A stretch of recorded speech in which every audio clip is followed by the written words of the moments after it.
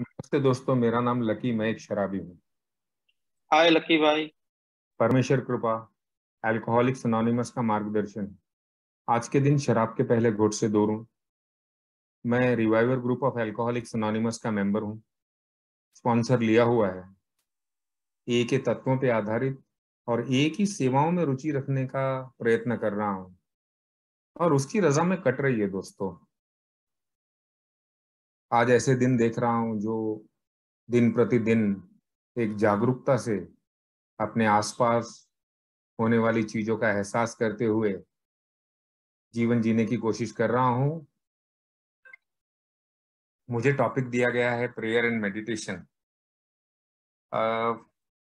मैं सुबह उठ के इसके ऊपर सोच रहा था, क्योंकि सुबह उठने के बाद में मैंने एक चीज महसूस की है कि जैसे सभी प्राणी एक आवाज तो निकालते हैं, एक गुहार लगाते हैं। कोई पंख फैला के फड़फड़ाता है, तो कोई कू कू करता है, तो कोई कुछ ना कुछ करता है।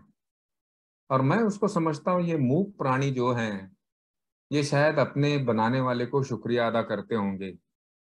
और यही भावना को लेते हुए कई सालों से ये प्रैक्टिस करने की कोशिश कर रहा हूँ।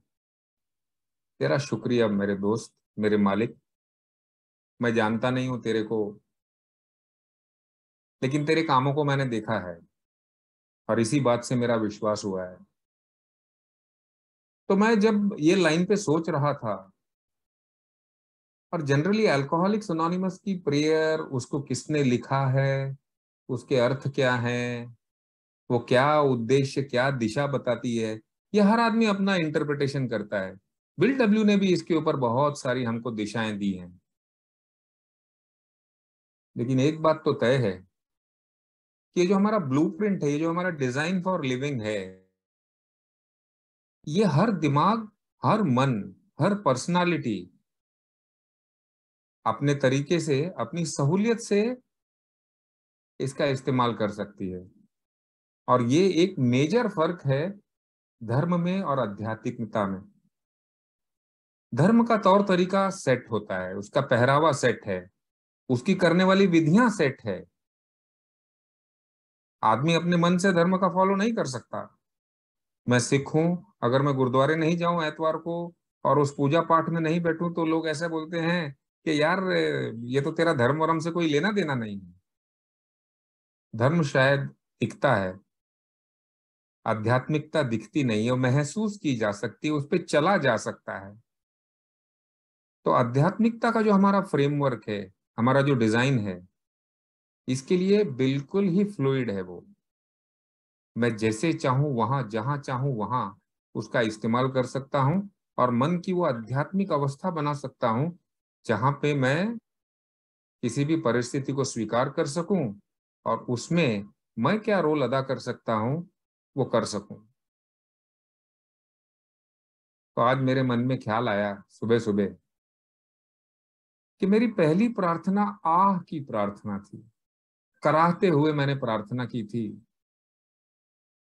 आज से करीब 27 साल पहले मैं भाटिया जनरल हॉस्पिटल में एडमिट था। गया था मैं किसी और कारणों से, वो अभी शेयर नहीं करूंगा क्योंकि अपने आप में एक लंबी कहानी है। लेकिन 4 दिन के डिटॉक्स के बाद में एक ए का मेंबर मेरे पास आके बैठा, जिसको मैं जानता नहीं था। पहली बार मुझे मैसेज देने आया, उसने अपनी स्टोरी कही। ना तो वो मेरे धर्म का था, ना तो मेरी उम्र का। उम्र में काफी दुगनी उम्र थी उसकी मुझसे। और उसकी बातों से लेकिन मन सहमत कर रहा था, पीने के तौर तरीके से, पीने के लिए कुछ भी करने की तैयारी। और हर बार ठोकर होने के बाद अगले दिन वापस ये उम्मीद में पीना कि इस बार कुछ और होगा, इस बार मजा आएगा, इस बार तकलीफें नहीं होंगी। और करते करते तकलीफों का तांता बढ़ता जाना और असहनीय हो जाना, जीवन असहनीय हो जाना। ये जो उसकी शेयरिंग थी, मुझे समझ में आई। और वो जाते जाते मुझे बोल गया कि लकी भाई,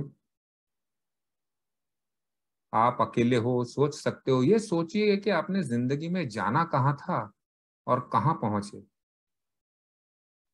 बोल के चला गया और मैं उस विचार को पकड़ के आगे देखने लगा तो बचपन में शराब को नफरत करता था।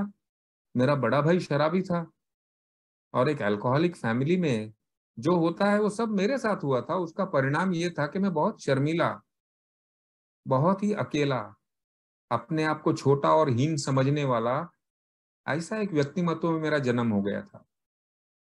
मैं सामान्य बच्चा नहीं था।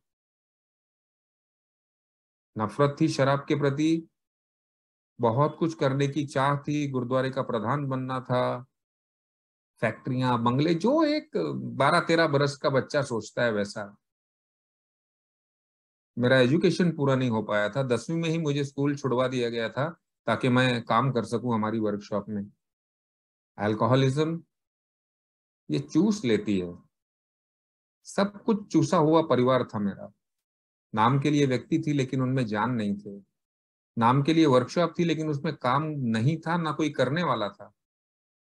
और ऐसे में मुझे काम में झोंक दिया गया और मैं घुस गया उसमें, ये उम्मीद में कि कुछ तो कुछ पूरा करूंगा। और करते करते आगे चलते चलते मैंने देखा कि वो मेहनत रंग लाई। मैं समझने लगा, काम बढ़ने लगा, अपनी बहन की शादी की, 2 बहनों की शादी की। और करते करते उत्सुकतावश शराब हाथ में आती हुई दिखी। पहले अनुभव में बड़ा अच्छा लगा, डरते डरते पी थी क्योंकि मेरे भाई को मिर्गी की बीमारी हो गई थी। तो कई बार पीने के बाद वो मिर्गी का दौरा पड़ता था, तड़प तड़प के गिर पड़ता था। फिर उसको चप्पल सुखाओ, कांधा सुखाओ, डॉक्टर के पास ले जाओ। मन में ये बसा हुआ था कि ये शराब के ही परिणाम हैं। और मैं ये उम्मीद में पी रहा था कि अभी मुझे भी चक्कर आएगा, लेकिन वैसा कुछ नहीं हुआ। शराब का असर मेरे शरीर पे जो एक सामान्य व्यक्ति के साथ होता है वैसा ही हुआ। मुझे अच्छा लगने लगा, हल्का महसूस हुआ। और ये पहली मुलाकात में ही ये आवाज अंदर से आ गई कि यार भाई में ही कुछ ना कुछ प्रॉब्लम होगा। देखना, मैंने पी तो कुछ नहीं हुआ है। मुलाकातों का दौर बढ़ता गया, दोस्त पीने वाले बनते गए, ढेर सारा कॉन्फिडेंस आता गया। जो मैं नहीं था और जो मैं बनना चाहता था, वो बनना चाहने की क्रिया को, शराब के नशे में वो सामर्थ्य था, वो शक्ति थी कि मुझे टेम्पररी तौर पे ही क्यों ना हो, लेकिन वो बना देती थी मुझे वो व्यक्ति जो गाना गा सकता था, डांस कर सकता था, लड़कियों से बात कर सकता था, जो डेयरिंग बाज था, जो दब्बू नहीं था। और उन दौरों में आगे मैंने बड़ा बहुत सारा आनंद देखा, पिकनिक पार्टियां। फिर वो 20 बरस के दौर के आसपास मैंने अपनी शारीरिक तकलीफें शुरू होती हुई देखी, रिश्ते नातों में प्रॉब्लम्स देखे। शादी होने के बाद में भी मेरा रुक नहीं पाना, उल्टा और गति बढ़ जाना। और शादी होने के बाद 1 साल बाद मेरे पिताजी नहीं रहे। तो उनके नहीं रहने के बाद तो जैसे बांध ही टूट गए। और आखिरी के 5 साल मैं बस एक यंत्र मानव की तरह पिया हूं, जो भावनाहीन था। बस सुबह उठ जाना है, थोड़ी पी लेनी है, काम धंधे का जुगाड़ कर लेना है ताकि रोजी रोटी चलती रहे, कुछ खाना पीना चलता रहे। और उन 5 सालों में मैं अपनी धीरे धीरे करके यातनाएं देखने लगा, अपने प्रयत्न देखने लगा। और मेरे सारे के सारे प्रयत्न असफल ही रहे थे। और उन सब असफल प्रयत्नों के बाद में आखिरी के साल में मेरे बहुत नुकसान हुए थे। मैं एक अपनी बनाई हुई फैक्ट्री वहां पे शराब पीने के कारण ही छोड़ के आ गया था, अपने पार्टनर के हवाले कर दी थी। जा, तेरे को कुछ देने का होगा दे देना, नहीं तो इसमें की 100 कंपनियां बना दूंगा। और अकेला अपने आप को मैंने पाया। मेरे पास ना तो मेरी माँ थी, ना पत्नी थी, 3 बच्चे हो गए थे, लेकिन कुछ भी नहीं था। और मैंने महसूस किया उस रात को, उस मजबूरी को। और उसी रात मैं जैसे रोया, मेरे जैसे आंसू अपने आप ही निकल पड़े और मुझे ये महसूस हुआ कि लकी खेल खत्म हो गया। ये पहली बार मैंने सच्चाई से खुद का निरीक्षण किया था, तब तक मैंने कोई एक ही मीटिंग नहीं की थी, मेरे पास कोई होप नहीं थे, और मैं अपने तौर तरीके से ही इसमें से बाहर निकलना चाहता था। समस्या के बारे में मुझे पता था, और मेरे मन में ख्याल आया कि अभी निकलने के बाद मैं क्या करूंगा, 2 दिन 4 दिन, फिर उसके बाद पीऊंगा, और फिर उसके बाद अभी तो मौत ही है। तब तक मैं काफी बीमारियों से घिर चुका था, मैं बीपी का पेशेंट हो चुका था, 105-6 किलो मेरा वजन हो गया था, 10 कदम चलता तो हाफते हाफते बैठ जाता था मैं। और अपनी शारीरिक अवस्था, एक जनरल हॉस्पिटल में मैं एडमिट था, इस बात का बोध और ये सारी सोची हुई चीजों ने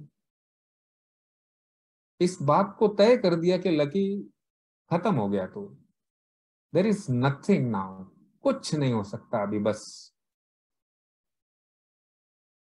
ऐसा ही सोचते सोचते, रोते रोते, पता नहीं कहां से कोई आह निकली मेरे। मैं समझता हूं कि मैंने ऐसा सुना है ए के अंदर की कि the greatest prayer is the cry of the repentant heart. उस शर्म से, उस अपमान से भरे हुए, उस दरिद्री मन की जब आह निकलती है, जो आह से आवाज मारता है कि भगवान तू है तो बचा ले मुझे यार, मैं नहीं मरना चाहता, सब खत्म हो गया है मेरा, मेरे पास जीने के लिए भी कुछ नहीं है। और वो आह की प्रार्थना ने मुझे अगले दिन एक ही मीटिंग में, उसी हॉस्पिटल में हुई एक ही मीटिंग में, मुझे मुक्ति का एहसास दिला दिया दोस्तों। वो दिन था 13 दिसंबर, जब मैंने पहली एक ही मीटिंग की थी, और उस आह की प्रार्थना ने 27 साल मुझे एक एक दिन के हिसाब से शराब से दूर रखा। हम सब अपनी यात्रा, रिकवरी की यात्रा, उस आह की प्रार्थना से ही शुरू करते हैं। कोई शारीरिक तौर पे फंसा हुआ होता है, कोई रिश्ते नातों में फंसा हुआ होता है, कोई पैसे में इतना कमजोर हो चुका होता है कि दिवालिया हो गया होता है, कोई चीज किसी में कम, कोई चीज किसी में ज्यादा। लेकिन महसूस तो हम सभी करते हैं, लेकिन लेट गो नहीं करते हैं। और फिर मैं ये सोचने लगा कि मेरी प्रार्थना तो कराहते हुए की थी मैंने, आहें भरते हुए की थी। जैसे बच्चा सिसकते सिसकते माँ को कहता है कि मुझसे गलती हो गई, मुझे माफ कर दे। उसे पता है माँ के बगैर वो जी भी नहीं पाएगा। उस आह की प्रार्थना के बाद मुझे अल्कोहलिक्स अनोनिमस के इस 12 कदमों ने वो दिशा दिखानी शुरू कर दी, जो कदम दर कदम, टप्पा दर टप्पा ऐसे वक्त पे ले आया है कि जब मैं चाह से प्रार्थना कर रहा हूं। मेरी चाहत है आज मेरे बनाने वाले को संपर्क करने की, उससे बात करने की। तो ये 12 कदमों का प्रोग्राम मेरे लिए आह की प्रार्थना से चाह की प्रार्थना तक आता है। शुरुआत के दिनों में तकलीफें तो हो ही रही थी, क्योंकि शराब बंद होने के बाद अचानक से सारी दुनिया बदलती नहीं है। शरीर ठीक होने में वक्त लगता है, रिश्ते नाते ठीक होने में वक्त लगता है, काम धंधा जो भी अपना व्यवसाय है उसको स्थापित करने में वक्त लगता है। और सबसे बड़ी तकलीफ ये है कि मेरा बीमार मन और मेरी जो सेल्फ विल, जो मेरी स्व की इच्छा, ये मुझे बहुत देर तक दौड़ाती रहती है। और उसका मैं आपको अनुभव बताता हूं कि चौथे साल में मैं बैंकरप्ट हो गया फिर से, रिकवरी के अंदर।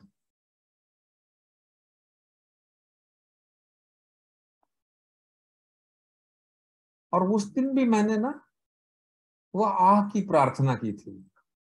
मुझे याद है वो दिन जब मैं वो फैक्ट्री अपने नुकसान में बेच के आया, कैसे कैसे करके मैंने जो कुछ भी कमाया था सारा वो 4 सालों में खत्म कर दिया था, और इस बार तो मेरे पास शराब का बहाना भी नहीं था।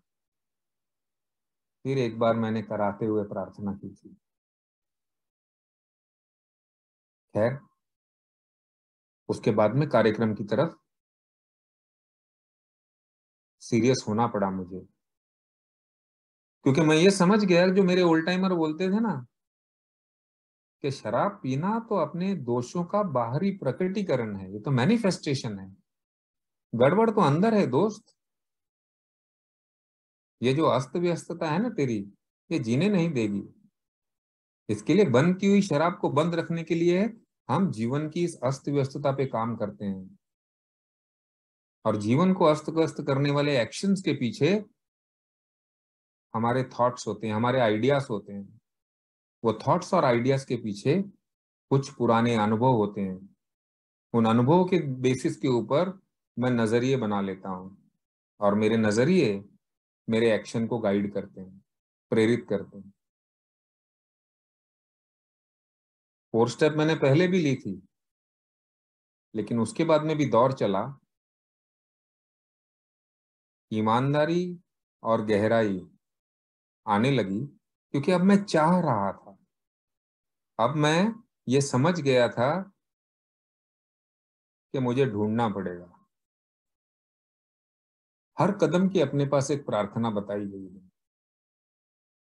और ये प्रार्थना धार्मिक नहीं है। ये समझने में मुझे वक्त लगा।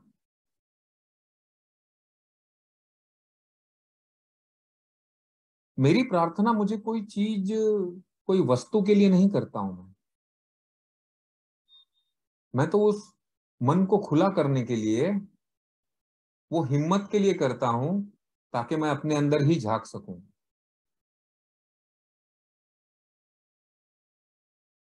ये सुनते सुनते और उस झांकने की क्रिया को पुख्ता करते करते जिंदगी में आगे बढ़ने लगा मैं। और मुझे धीरे धीरे करके धर्म में और अध्यात्म में क्या फर्क है, कहाँ कहाँ पे ये अलग होते हैं, वो महसूस होने लगा। और उसके ऊपर मैं चलने की कोशिश करने लगा। मैं समझता हूं कि जैसे हमारा तीसरा कदम, जो कि एक बड़ा महत्वपूर्ण टप्पा है, जो कि अंधविश्वास का कदम नहीं है, जो कि एक क्रिया है, एक विश्वास की क्रिया है। मैं कई बार ये सोचता था कि ये इच्छा और जीवन क्या हवाले करना है, कैसे हवाले करना है। और अपने लिटरेचर के माध्यम से और आप लोगों के अनुभवों से मुझे ये समझ में आया कि मुझे महसूस होता है कि कौन सी इच्छाएं मुझे सता रही हैं। मैं उनके साथ लड़ नहीं सकता। अगर मैं लड़ूंगा तो इच्छाएं विजयी होती हैं।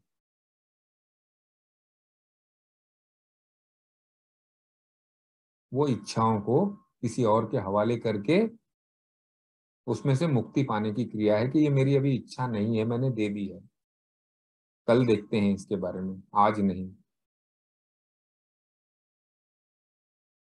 बीता हुआ जीवन हमेशा तकलीफ देता है, क्योंकि विनाश है ना, अपमान है।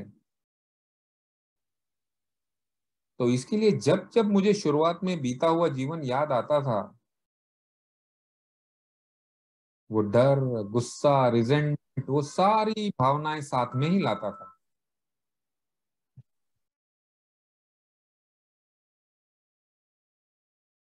आने वाला जीवन निराशाजनक दिखता था। मुझे नहीं लगता था कि जो मैंने खोया है कभी पा पाऊंगा, कभी कुछ कर पाऊंगा। ऐसे लगता था कि मेरी जिंदगी का गोल्डन टाइम तो निकल गया यार, अभी क्या बचा है, अभी कुछ नहीं बचा है। तो मुझे उसका सिंपल अर्थ ये समझा कि भाई, जीवन जो हो गया है और जो होने वाला है, छोड़ दे उसको, वो तेरे बनाने वाले के हाथ में है। फिर मुझे एक आदत लगी हुई थी, हमारे समाज में हम जैसे वो हमारे देवी देवताओं का चित्रीकरण करते, पर्सोनिफिकेशन करते हैं, उनको एक रूप देते हैं, ताकि हम आइडेंटिफाई कर सकें। ताकत वाले भगवान कौन है, बुद्धि वाले भगवान कौन है, वगैरह वगैरह।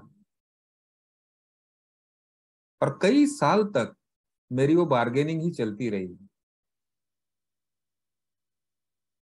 क्योंकि वो आदत पड़ी हुई थी मुझे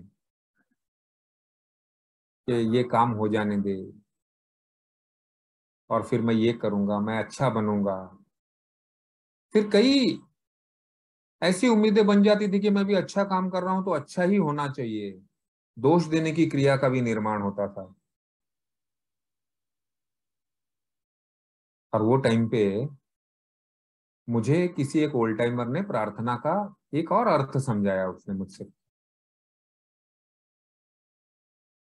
उसने कहा, लकी तू प्रार्थना कर रहा है ना, तो एक ऐसी चीज को हम नजर के सामने रख रहे हैं जो कि जिसका हम कोई क्वांटिफिकेशन नहीं कर सकते, जो मेरे मेरे समझ के बाहर है, मेरे कॉम्प्रिहेंशन के बाहर है। मैं उसका कोई भी अंदाजा नहीं लगा सकता हूं। उसके बारे में सोच के देख। और उसने मुझे कहा था, यार बच्चों को भगवान की फोटो लगती है। अब तेरे को जवान हो, अपनी उम्र में आ, और किसी मूर्ति या कोई इमेज के सामने पूजा करने की बात छोड़। तेरे लिए तो ये ब्रह्मांड है अभी।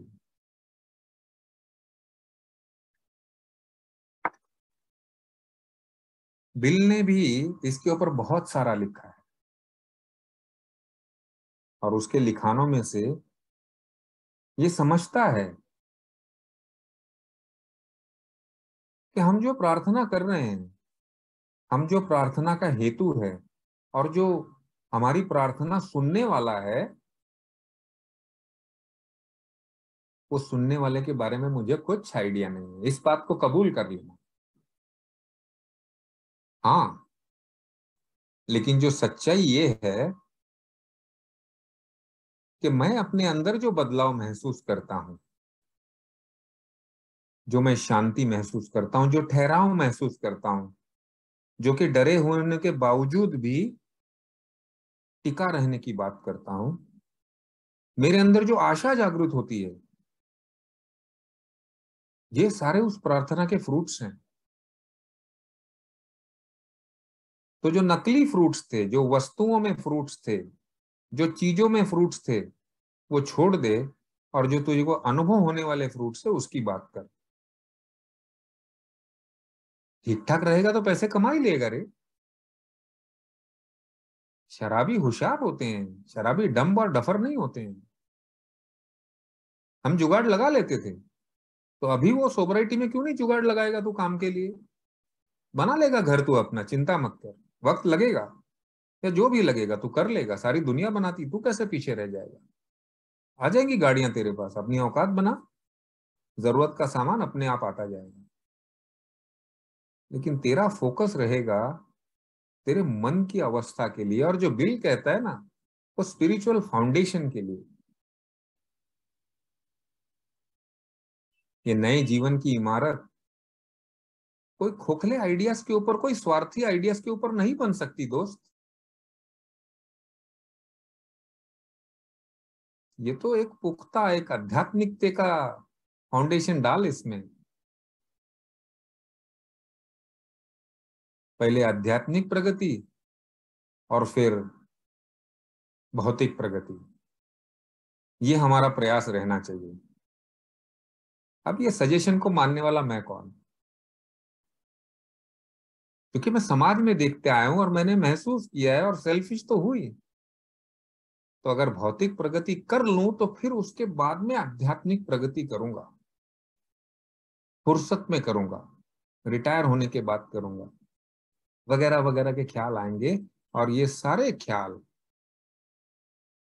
मेरे सेल्फ विल के ख्याल हैं। तो प्रेयर इन एक्शन क्या है? भाई हम तो ये बोलते हैं ना कि प्रार्थना की कृति है। और प्रार्थना की कृति कोई दिया जला के, माफ करना मैं किसी धर्म विशेष की बात नहीं कर रहा हूं, या कोई सजदा अजा करके नहीं होनी है। प्रार्थना की कृति उस आध्यात्मिक मार्ग पे चलने से होनी है। जहां पे मैं अपने से ज्यादा शायद किसी और के बारे में सोच रहा हूं। कोई आया हुआ नया व्यक्ति है, उसको कैसे पैर अपने मिल जाएं, कैसे वो अपनी अस्त व्यस्तता समझ सके, कैसे वो अपनी डिफीट समझ सके। ये ख्याल जब मन में शुरू हो जाएंगे औरों के प्रति, तो तेरी आत्म केंद्रितता कम होगी रे, तेरा स्वार्थीपना कम होगा। स्वार्थीपना कम हो जाएगा तो तेरे डिजायर्स कम हो जाएंगी, इच्छाएं कम हो जाएंगी, अपेक्षाएं कम हो जाएंगी। पहले टप्पे में अपेक्षाएं वाजिब हो जाएंगी, गैर वाजिब अपेक्षाएं मैं छोड़ दूंगा। क्योंकि उपजत प्रवृत्तियों से प्रेरित होने वाली अपेक्षाएं, सेक्स की इंस्टिंक्ट में, पावर की, प्रेस्टीज की, सारी बड़ी गैर वाजिब होती हैं। लेकिन कुछ साल ये प्रयत्न करने के बाद में मैं इतना समझ गया कि यार ये गैर वाजिब अपेक्षाएं तो मार देंगी मुझे, दौड़ा दौड़ा के मारेंगी, पता नहीं क्या क्या करवाएंगी मुझसे, और मैं भी पता नहीं क्या जस्टिफाई करते हुए कर जाऊंगा ये चीजें।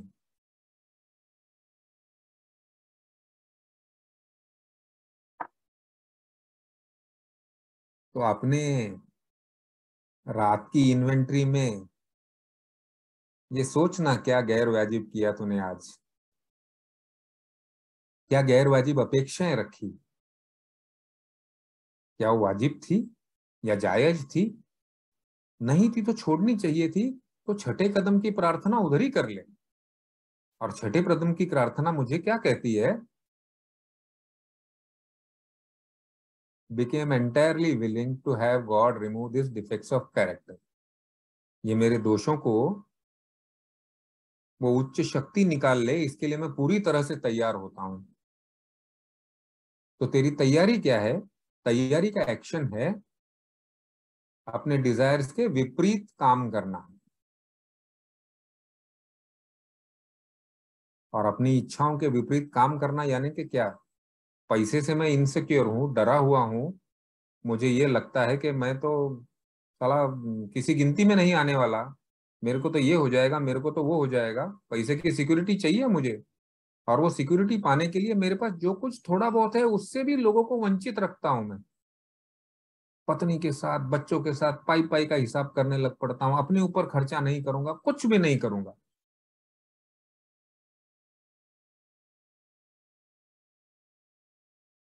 तो तैयार हो, जहां लगने हैं पैसा लगेंगे, उसको लगा। डोंट वरी, तेरे किटी बॉक्स में 1 रुपया की जगह पे 10 पैसा डालने से कोई फर्क नहीं पड़ जाएगा। क्योंकि तेरी समस्या दोस्त पैसे कमाना नहीं है, तेरी समस्या है पैसे का योग्य नियोजन। देखिए हमारी प्रार्थना में क्या सुंदर लॉजिक आते जाते हैं हर कदम पे। मन खुला रखने की बात है, बिकेम एंटायरली विलिंग, मन की तैयारी की बात है। तो मन की तैयारी बनाता रहे, कोई बात नहीं। गैर वाजिब डरों को छोड़, गैर वाजिब चीजों को छोड़, वाजिब चीजें करता रहे।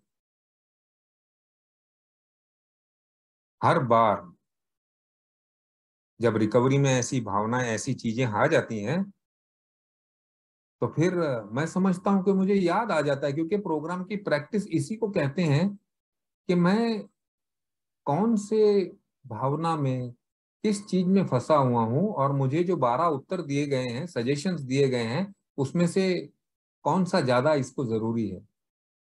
क्योंकि मैं हर बार तो शराब के आगे शक्तिहीन नहीं हूं। वो तो शक्तिहीन था, महसूस किया, मुझे तो छुटकारा मिल गया है। तो अब पहले कदम का पहला भाग तो सोचने की जरूरत नहीं है। जबकि हम में से अधिकतर लोग उसी को अपना तकिया कलाम बना लेते हैं अपनी के लिए। क्या करें यार, अल्कोहलिज्म ऐसा डिजीज है ना, पूछो मत। वाहेगुरु, मैं भी उन्हीं में से था। लेकिन जब जागृति आई, जब ये समझ में आया कि भाई ये तो तेरा स्वभाव है कि खुद की इच्छा चलाना और बाद में दोष देने के लिए कुछ ना कुछ ढूंढना, अब बाकी चीजों को नहीं दे सकता तो अल्कोहलिज्म को बना ले तेरा दोष का घोड़ा। अरे यार ऐसा हो गया, वैसा कर दिया, कुछ होता ही नहीं है, सही नहीं होता। साली इतनी दारू पी, इतने रिलेशन खराब कर दिए, सुधर ही नहीं रहे हैं, शरीर ही ठीक नहीं हो रहा है, काम ही नहीं हो रहा है, वगैरह वगैरह वगैरह वगैरह।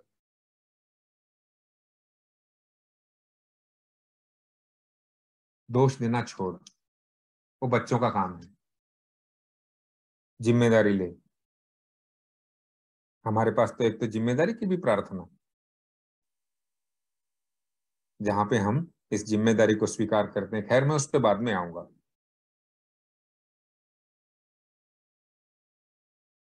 प्रार्थना का एक और एक्शन मुझे समझ में आया 7वें कदम में, नम्रता, ह्यूमिलिटी। कि मैं ये जो सब करना चाहता हूं ना, जो मेरे लिए नया है,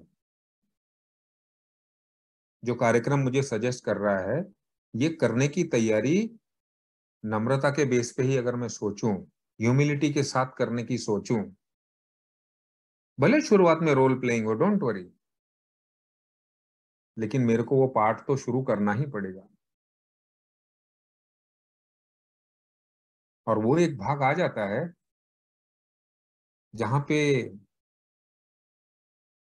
ऐसा लगता है कि यार क्या, बाकी दुनिया के जैसा कुछ नहीं करने का क्या। नम्रता मतलब सच्चाई के साथ रहने वाला, अपनी हद औकात समझने वाला, दूसरे को छोटा नहीं देखने वाला, दूसरे को प्यार करने वाला, महत्व करने वाला, चीजों को महत्व देने वाला, लोगों के कामों को महत्व देने वाला। और अंदर ही अंदर तो मुझे ये लगता है कि मैं ही होशियार हूं, बाकी सब तो फालतू हैं, साले चोर हैं, चीटर हैं, मेरे से कुछ ना कुछ चाहते हैं, कोई किसी का भला नहीं करता। ये सारी भावनाएं इतने साल जिया हूं, तो ये विचार घूमते रहते हैं। दिल कहता है छोड़ दे इन विचारों को यार, वो ऊपर वाले के हवाले, मन तैयार करते रहा, मन तैयार कर, सामने तेरे क्या है उस पे ला और उसकी बात कर। क्या तू नम्रता से जी सकता है? क्या तू नम्रता से काम कर सकता है? क्या तू नम्रता से सोच सकता है?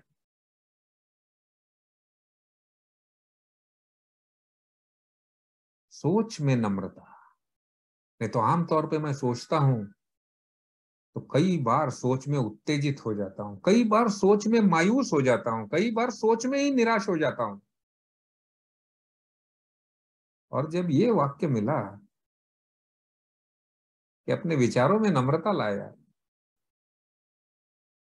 तो महसूस होने लगा दोस्तों, इस बात को खुद को रिमाइंड करते करते, कि ये उत्तेजना पूर्वक विचार, ये कुछ पा लेने के विचार, वो हासिल करने के लिए कुछ भी जुगाड़ लेने के विचार, बाकी दुनिया के लिए ठीक है, मेरे जैसे रिकवरिंग अल्कोहलिक के लिए ये जहर का काम करते हैं।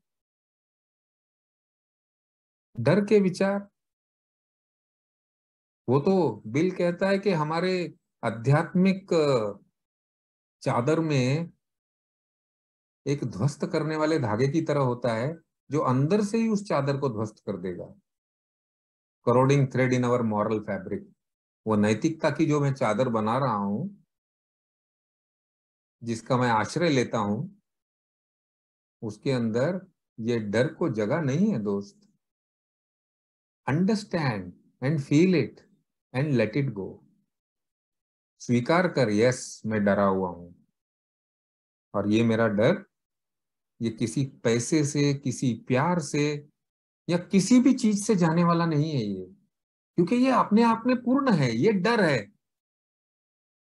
सच्चा है, झूठा है, वाजिब है, गैर वाजिब है, ये तो मेरी, इसके साथ में पैदा हुआ हूं, ये तो मेरे को जिस बनाने वाले ने साथ में दिया हुआ है ये।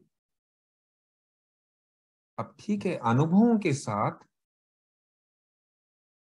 बहुत सारी चीजों में इसका प्रचलन हो गया, बहुत सारे विचारों में ये घुस गया है,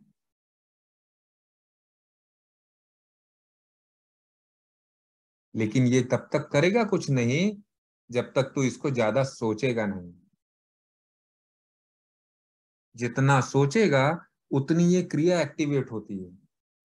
जैसे गुस्से के बारे में भी यही चीज है। आप कहेंगे प्रार्थना की बात हो रही है और मैं दोषों की बात क्यों कर रहा हूं? क्योंकि प्रार्थना का एक्शन अगर मुझे मेरे दोषों को समझने में और उनके साथ जीते हुए एक सेल्फलेस जीवन की तरफ नहीं ले जाएंगे, तो फिर मेरे प्रोग्राम का अर्थ ही क्या रहा? फिर क्या मैंने सच में प्रैक्टिस किया? ये सवाल बनता है। अब देखिए ना, जब हमारा अपमान होता है तो उस वक्त उतना बुरा नहीं लगता है जब उसके बारे में बाद में हम सोचते हैं। हर सोच उस अपमान की तीव्रता, उसकी गति, उसका स्कोप बढ़ाते जाती है। तो सोच ही उसको बढ़ाने की खुराक है।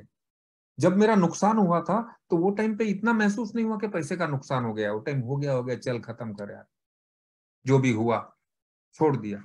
लेकिन जब मैं पुनः उसके बारे में हूं तो फिर उसके दायरे बढ़ते हैं, वो बड़ा लगने लग पड़ता है और बड़ा लगने लग पड़ता है, फिर जैसे वजूद को हटाने वाला लगने लग पड़ता है।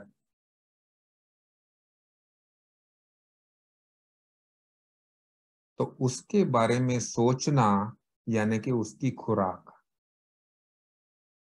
गुस्से के बारे में, उन वाकयात के बारे में सोचना उसकी खुराक, फिर तो रिजेंटमेंट में कन्वर्ट होंगे ही होंगे। अगर गाड़ी चलाते चलाते स्कूटर पे रिक्शे वाले ने बोल दिया है सरदार क्या चलाता है, सीधा देख जरा, ठोक दिया मेरे को, ऐसा कर दिया वैसा कर दिया, उस वक्त तो मैं निकल आया। लेकिन बाद में शाम को सोचता हूं तो अरे उसकी क्या मजाल, मेरे को ऐसा बोला, ऐसे ही शब्दों में बोला, दुनिया के सामने बोला। उस वक्त तो मुझे महसूस नहीं हुआ था ना कि दुनिया देख रही, कौन बोल रहा है, क्या बोल रहा है। यानी कि उस चीज के बारे में सोचना उसको बड़ा करने की बात है। उसको जैसा है वैसा ही स्वीकार करने से मुझे मुक्ति मिल जाएगी। जब तक मैं उसको स्वीकार नहीं करता हूं, जब तक मैं उसको न्यूट्रलाइज करने को देखता हूं, मैं न्यूट्रलाइज तो कर नहीं सकता ना, होनी को कौन न्यूट्रलाइज कर सकता है? कोई भी नहीं कर सकता है। आज से कुछ क्षण बोले पहले बोली हुई इसी शेयरिंग की बातों को मैं वापस नहीं ले सकता मैं।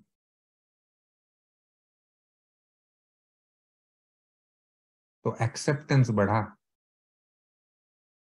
स्वीकार कर, जो हुआ तेरी रजा में। ये प्रार्थना के एक्शंस कंटिन्यूसली करते जाने पड़ते हैं मुझे, नहीं तो फिर मेरी वो एक रटने वाली प्रार्थना की तरह हो जाएगी। 100 बार घंटी बजा लूं, या 10 दिन व्रत कर लूं, या कोई पहाड़ चढ़ जाऊं, या जो मर्जी कर लूं मैं, मेरी मन की अवस्था में बदलाव नहीं आएगा। मुझे अगर इन नए तत्वों पे विश्वास नहीं बढ़ेगा तो फिर वो स्पिरिचुअल प्रोग्रेस है ही नहीं। अपने आप के ऊपर हमेशा से नजर रखनी पड़ती है। चंचल है मन मेरा, बहुत जल्दी बहला जाता है, बहुत जल्दी बहाव में आ जाता है, बहकावे में आ जाता है। ये मेरा चरित्र है दोस्त। यस, धीरे धीरे करके बदलेगा, लेकिन बहुत टाइम के ऊपर ये पुरानी छवियां बताता रहेगा। क्योंकि बदलने के बाद में वापस पहले जैसा नहीं हूं, ऐसी कोई क्रिया नहीं है। मेरा इनिशियल स्पॉन्सर ये बोलता था हमेशा, बोलता लकी हम इन सब चीजों को ना समझने के बाद उनको एक मेंटेनेबल लेवल पे ले आते हैं। तेरे को गुस्सा कभी नहीं आएगा ऐसा हो ही नहीं सकता है। हाँ, तू बताएगा नहीं ऐसा जरूर हो सकता है, लेकिन तुझे महसूस तो होगा दोस्त, तुझे डर महसूस होगा दोस्त। कहीं ना कहीं छोटी मोटी पुरानी बातों की रिजेंटमेंट, कोई मिस्ड अपॉर्चुनिटीज कड़वाहट मन में ले आएंगी, कहीं कोई अपमान याद आ जाएंगे। ये भावनाएं हम जब तक जी रहे हैं तब तक ये सारी आती रहेंगी, लेकिन हम इनको, हमारी मन की अवस्था बदलने की पावर इनसे छीन सकते हैं। तो मेरी प्रार्थना का उद्देश्य मुझे समझ में आ गया। जो नहीं करने वाली चीजें हैं उनको नहीं करने की हिम्मत, और जो करने वाली चीजें हैं उनको करने की हिम्मत। जरूरी नहीं मैं हर बार फंसने के बाद ही वो सच्ची प्रेयर वेयर की बात करूं। मेरे पास ऑप्शन है। जैसे बिल आगे आगे चलते चलते कहता है कि 11वें कदम से मैं दिशा मांग के उससे क्यों नहीं चल सकता। बिग बुक में तो उसने विजन फॉर यू में वो पहले 100 लोगों ने बता ही दिया ना भाई, कि हमारे जैसे मृत्यु के मुंह से बचे हुए लोग आज वापस से पुराना वाला विजन रख नहीं सकते दोस्त, रखना चाह के भी रख नहीं सकते हम। और यही हमारे लिए अपॉर्चुनिटी बन जाती है।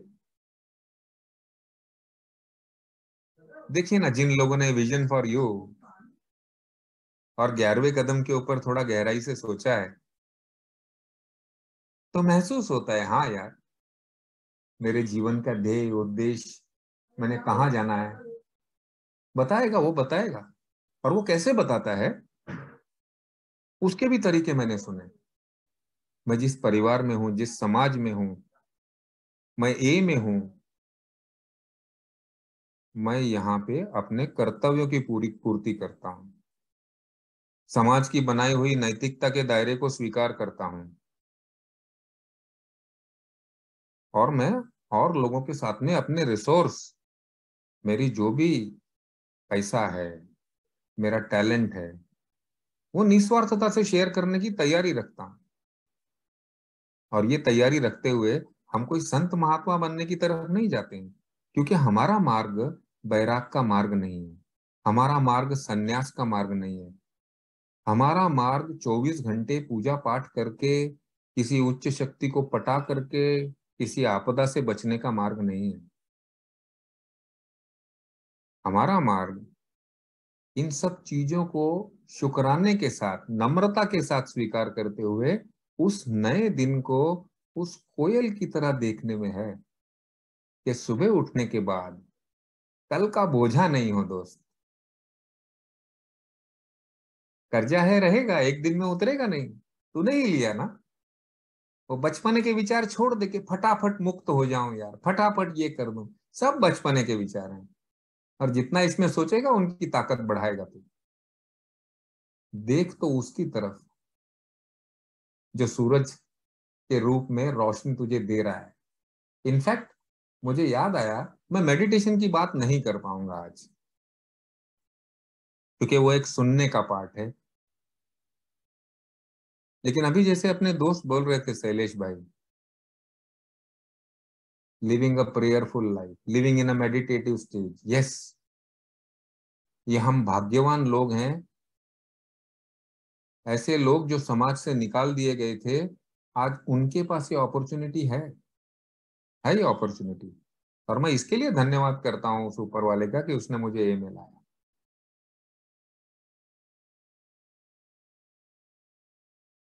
प्रार्थना के बारे में बहुत सारे अनुभव हमने सुने हुए हैं, लेकिन जो जो इस अनुभवों को कृति में परिवर्तित कर लेता है, और जो वो इतनी हिम्मत रख लेता है कि मैं उस पर विश्वास कर सकूं, जो ये सारी चीजें बनाई हो। बिल कहता है कई बार, अगर आपको ऐसा मेडिटेशन और प्रेयर के बारे में लिखते हुए बोलता है विशाल काय देखनी है तो समंदर के किनारे चले जाओ।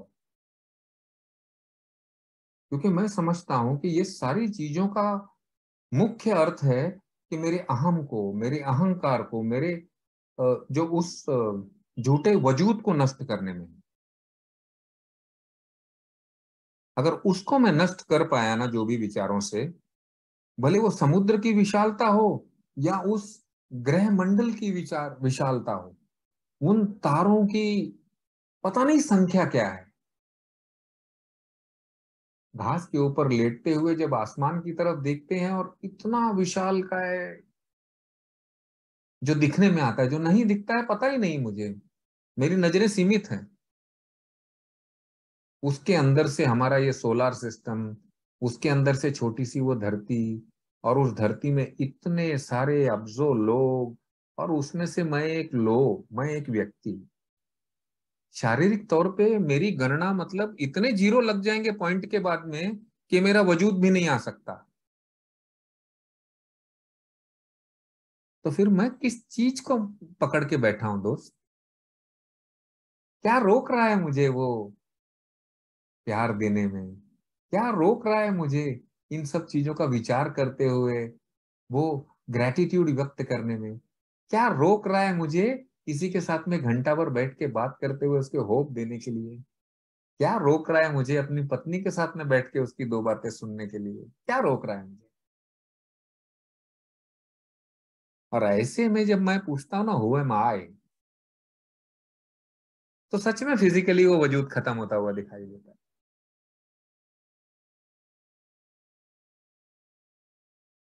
और फिर बिल कहता है, अपनी बिग बुक में भी लिखा है, जैसे जैसे हम रिकवरी में आते हैं ना, तो हमारा विजन बड़ा हो जाता है, हमारी दुनिया बड़ी हो जाती है। बहुत सारे लोग आध्यात्मिक मार्ग पे चले हैं।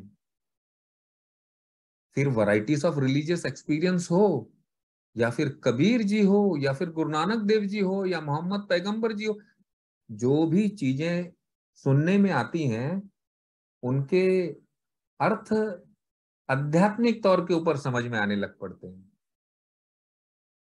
और मैं सच बताऊं दोस्तों, बिल लिखता है कि अल्कोहलिक्स अनोनिमस ने मुझे मेरा धर्म वापस दिया है। और ये मेरे साथ में हुआ है दोस्त, हुआ है। मैं कुछ 2 साल पहले करतारपुर में, जहाँ पे पाकिस्तान में है अभी, यहाँ पे जाने को अलाउ किया, और वहां पे गया। वहां पे गुरु नानक देव जी थे और वो अपने क्रिया में व्यस्त थे, सेवा में व्यस्त थे। वहां जाने के बाद लोग गुरुद्वारे की इमारतें देख रहे थे, कैसे बनाया, क्या बनाया है। और मेरे मन में ये विचार आया कि वो रूह यही कहीं घूम रही थी यार। यहीं पे वो खेतों में अनाज उगा रही थी, यहीं पे वो पका रही थी, यहीं पे गरीबों को खिला रही थी। और ये सारी क्रिया करते करते वो, वाह गुरु, गुरु का अर्थ उन्होंने उस उपाधि को, उस क्रिया को नाम दिया था।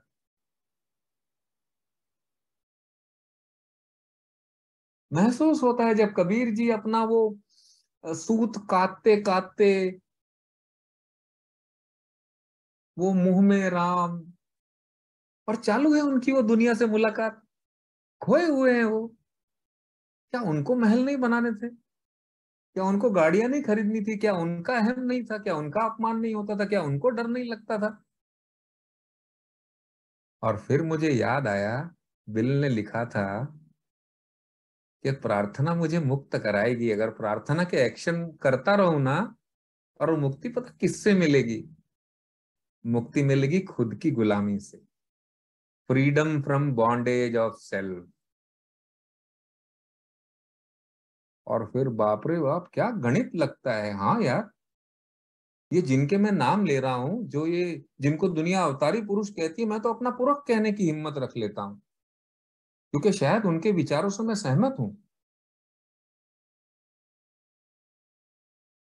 मुझे महसूस होता है, मुझे रोकने वाली चीजें, मुझे गुलाम बनाने वाली चीजें, उनसे मुझे मुक्ति लेनी पड़ेगी। जीते जी, कर्म करते हुए, इस दुनिया में रहते हुए। और फिर वो टाइम पे एक विचार आता है कि भाई, ये ऊपर वाले की दुनिया और व्यवहार की दुनिया दोनों अलग अलग चीजें हैं। ये व्यवहार इंसानों ने बनाए हैं। ऊपर वाले ने जब इंसान को बनाया था, थोड़ी ना पहले मकान बना के दिया उसको। उसने तो बनाया, उसने तो हमारे जीने के लिए सारी चीजें मुहैया कराई। अगर शेर बना देता और बकरी नहीं बनाता, तो शेर कैसे जीता? उसने पहले बकरी बनाई। और अगर बकरी बनाने से पहले घास नहीं होता, घास बनाने से पहले धरा नहीं होती, पानी नहीं होता, तो घास नहीं उगता। तो हर चीज अपनी क्रिया से बनी हुई है, और मेरी पोषण करने की तैयारी पहले से हो चुकी है। मेरे लिए ऑक्सीजन फ्री है, मेरे लिए नदी नालों में जो बह रहा पानी है वो फ्री है, मेरे लिए झाड़ों की छांव है, मेरे लिए पहाड़ की गुफाएं, सब कुछ है।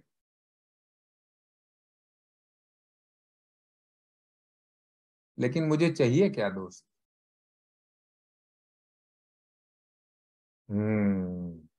जो मुझे चाहिए वो चीजें मुझे गुलाम बना देती हैं। और ये गुलामी का बोझ मुझे एक इंसान बोल के जीने नहीं देता। मेरी प्रार्थनाएं, प्रार्थनाओं की कृति खुद की गुलामी से मुक्ति पे ले जाती है, क्योंकि खुद की गुलामी विचारों से है दोस्त, इच्छाओं से है। और यही इच्छाओं की बात जब भी भगवान बुद्ध करते हैं, कुछ बीच में वक्त मिला था कोरोना में तो पढ़ लिया इस तरफ ना।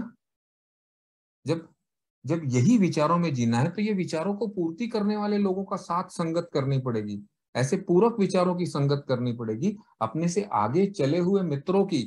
बिल कहता ना कि अब वो बंधन मुक्ति से ये संसार तुम्हारा है भाई। अब देखो वो इस रास्ते पे चलने वाले लोगों ने क्या विचार किए, क्या उनके एक्सपेरिमेंट थे, क्या उन्होंने महसूस किया।